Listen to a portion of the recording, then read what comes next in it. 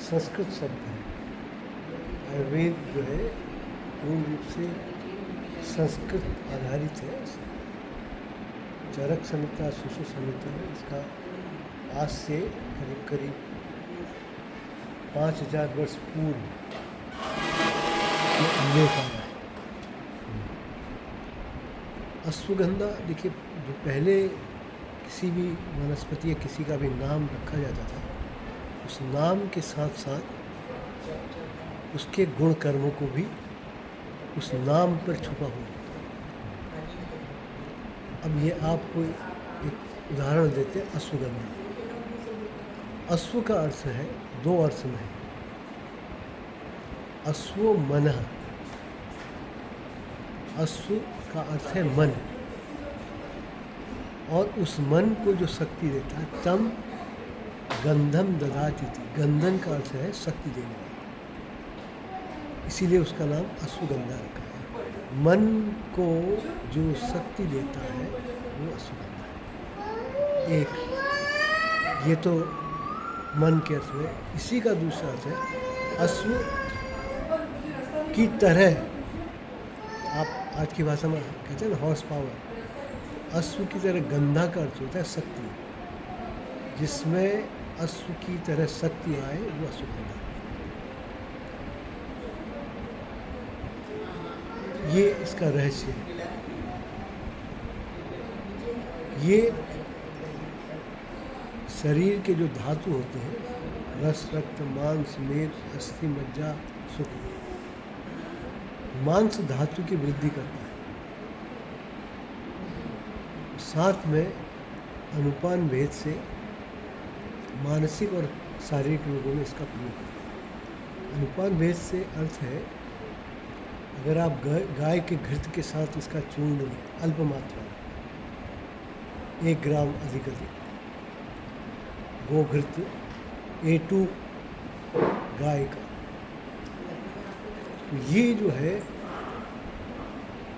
Blood brain barrier cross करता है घृत के साथ, और इसका प्रभाव जो है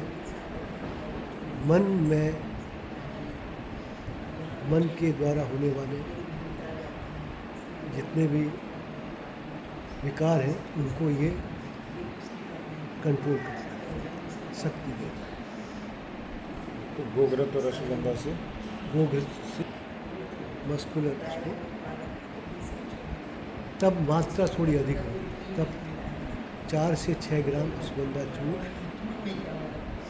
आप गर्म पानी से ले सकते हैं सुबह सुबह। गर्म से मतलब शीतल, गोघृत, हाँ। और वो या सायंकाल में गाय के दूध से, तब शरीर को शक्ति देने। तो इसमें आप देखिए, जो गाय का दूध होता है उसमें घी भी है, उसमें जल भी है। तो ये तो उसका एक आपको लाभ जो है, आप दोनों के लिए दूध में इसका प्रयोग कर सकते हैं। तो जो अभी मैं ले रहा हूँ दूध और अश्वगंधा और 5-6 मुनक्का ले, किशमिश, किशमिश मुनक्का, उसमें मुनक्का डालें। मुनक्का भी आपको एक बता दें। मुनक्का का एक नाम गोस्तनी का है। गोस्तनी का मतलब है कि उसको आइडेंटिफाइंग फीचर होता है। जो गाय के बछड़े का स्तन होता है उसके स्वरूप की तरह मुनक्का दिखाई देता है। तो उसको, उसमें विशेषता क्या है, जो गोस्तनी का उसमें श्रिंकेज होगा, तो ऐसे ही जो मुनक्का होता है आप देखिए, हाँ, श्रिंक होता है वो एक्चुअल है, और उसी हल्का पीला, डार्क ब्राउन कलर का, क्योंकि बहुत उष्ण वीर्य होता है। तो उष्ण काल में इसका प्रयोग न करें। शीतकाल में विशेष से शिशिर, वसंत में आप कर सकते हैं, हेमंत में कर सकते हैं, इस काल में अधिक। और यदि ग्रीष्म काल में शरीर में धातुओं की वृद्धि करना हो तब इसका प्रयोग आमलकी जूस, आमलकी के सरस के साथ, ऐसे अपने सुबह ले रहे हैं। आमलकी सरस के साथ तो अधिक लाभ। ग्रीष्म काल में क्या प्रभाव होता है उसका? उससे दो चीज़ है, एक तो जो इसमें आग्नेय गुण है, इसकी शक्ति, वो आंवला शीत है और अश्वगंधा उष्ण है, तो वो उसकी उष्णता को बैलेंस करे आंवले की शीत होने से, लेकिन प्रभाव उसका वही हो, शरीर को शक्ति देने वाला, मानसिक शक्ति में प्रभाव वही हो, उसमें परिवर्तन नहीं करें। देसी खाद उससे ला, तो क्रिस्टल वाले शुगर से ना, वो भी लाभ करते हैं।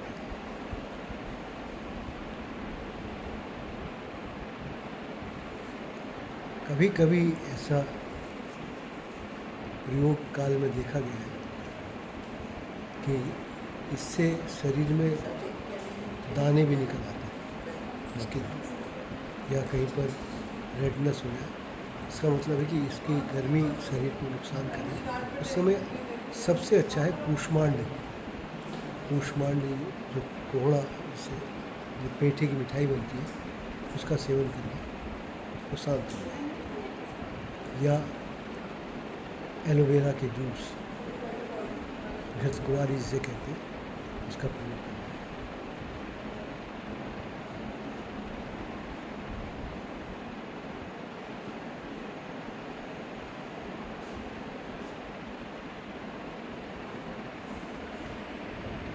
हमने कहा इसमें आप खाद, देसी खाद लीजिए, तो देसी खाद दो विचार है।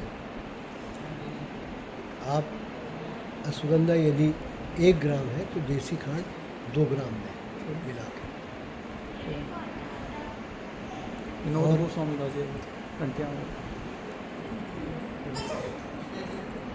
भी सम मात्रा में मिला है। 1 ग्राम अश्वगंधा पाउडर तो 1 ग्राम घी,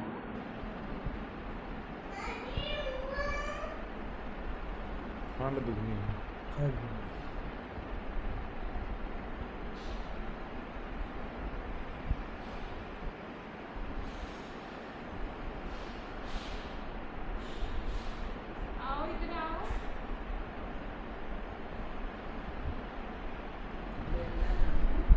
शुरू हो जाए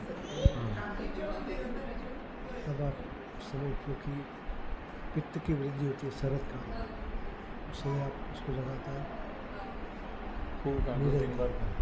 2 बार निरंतर। आमलकी को धात्री कहा, धात्री मीन्स जो बच्चों का पालन करते हैं, इसका इतना अधिक प्रभाव ये समझ, ये तीनों दोषों को बढ़ने नहीं देता, साम्य अवस्था में नहीं।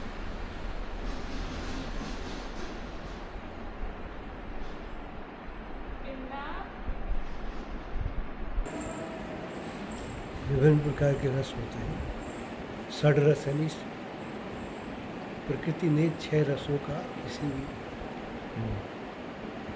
में 2 है, किसी में 1 है, किसी में 3 है। आमलकी ऐसा फल है जिसमें 5 रस है, मधुर, अम्ल, कटु, तिक्त, कसाय।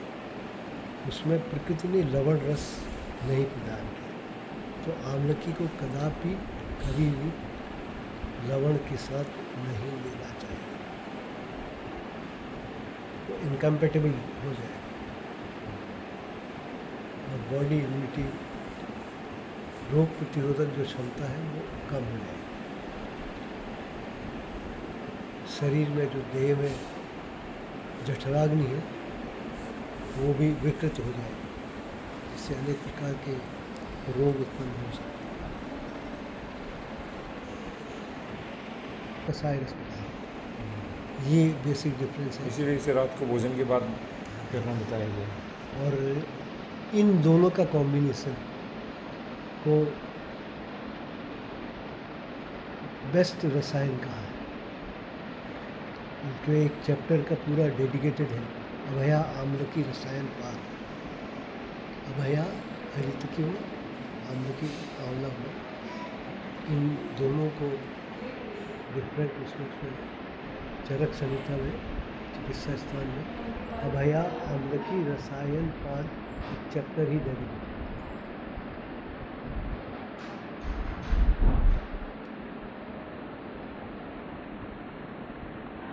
बेसिकली और तो प्रॉपर्टीज है, आंवला ठंडा होता है, शीत होता है, और हरितकी जो है वो उष्ण होता है, वीर्य में, शक्ति में, यही बेसिक है।